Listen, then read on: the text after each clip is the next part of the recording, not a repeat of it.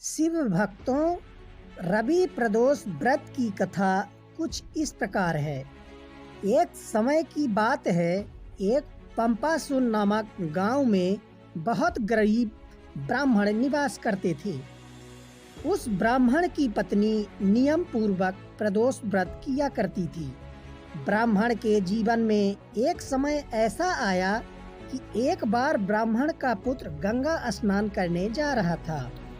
कुछ दूर जाते ही दुर्भाग्यवश रास्ते में चोरों ने उस ब्राह्मण पुत्र को घेर लिया और चोरों ने कहा कि हम तुम्हें मारेंगे नहीं, तुम सिर्फ अपने पिता के गुप्त धन के बारे में हमें बता दो।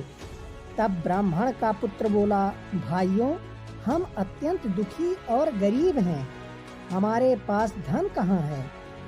ब्राह्मण का पुत्र एक छोटी सी पोटली लिया था। उस पोटली को देखकर चोरों ने बोला, तुम्हारे पास धन नहीं है तो इस पोटली में क्या बंधा है। तब ब्राह्मण का पुत्र बोला, मेरी माँ ने मेरे लिए रोटियां दी हैं। यह सुनकर चोरों ने अपने साथियों से कहा, भाइयों, ये बहुत ही गरीब मनुष्य है, हम इसे छोड़ देते हैं, चलो हम किसी और को लूटेंगे।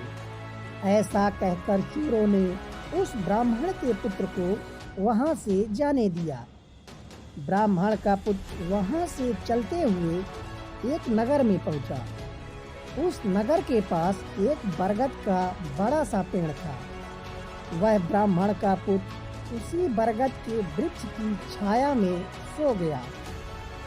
ब्राह्मण के पुत्र को लेटे हुए कुछ ही समय हुआ था कि उस नगर के सिपाही चोरों की खोज करते हुए उसे बरगद के पेड़ के पास पहुंचे और ब्राह्मण के पुत्र को चोर समझकर बंदी बनाकर राजा के पास ले गए। राजा ने उस ब्राह्मण के पुत्र से कुछ पूछे बिना ही उसे कारागार में बंद करने का आदेश दे दिया। ब्राह्मणी का लड़के को जब बहुत दिन घर से गए हुए हो गए थे और वह जब घर वापस नहीं लौटा, तब ब्राह्मणी को अपने पुत्र की बहुत चिंता हुई। उसके अगले दिन प्रदोष का व्रत था। ब्राह्मणी ने प्रदोष व्रत किया और भगवान शंकर से मन ही मन अपने पुत्र की कुशलता की प्रार्थना करने लगी।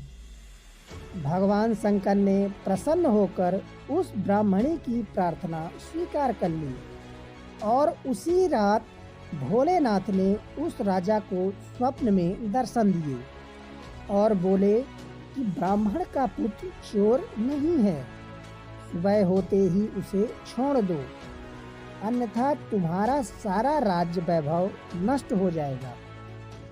स्वप्न में भोलेनाथ की आज्ञा सुनकर राजा ने प्रातःकाल उस ब्राह्मण पुत्र को कारावास से मुक्त करा दिया और कारावास से निकलते ही ब्राह्मण पुत्र ने अपनी सारी कहानी राजा को सुना दी।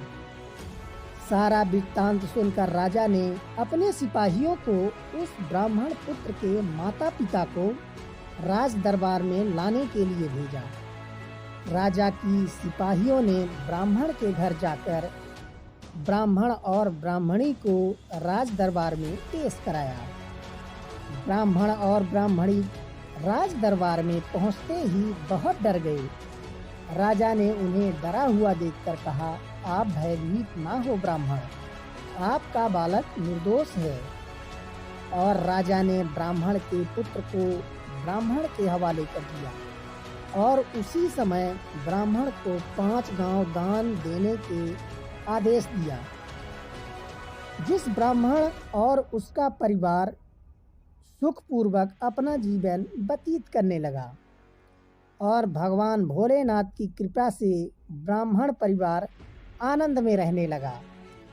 जो मनुष्य रवि प्रदोष व्रत को हमेशा करते हैं, वह सुखपूर्वक और निरोगी होकर अपना पूर्ण जीवन व्यतीत करते हैं तथा उनके जीवन में खुशहाली आती है।